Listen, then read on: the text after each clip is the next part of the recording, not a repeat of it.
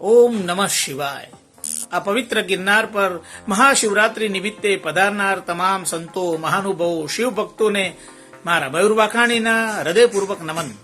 મહાશિવરાત્રી ઉજવતા આપણે સૌએ એક મહત્વપૂર્ણ સંકલ્પ પણ લેવો જોઈએ.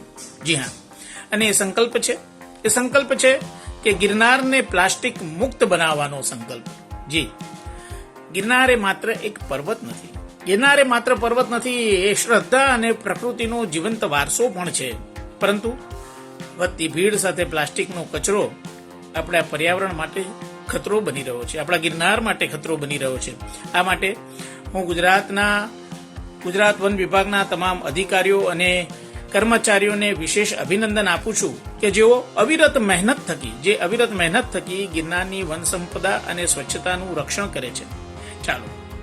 ચાલો એક વખત વપરાતી પ્લાસ્ટિક બોટલો, કપ અને પેકેટોને આપણે ના કહી દઈએ. સિંગલ યુઝ પ્લાસ્ટિકને ના પાડી દઈએ.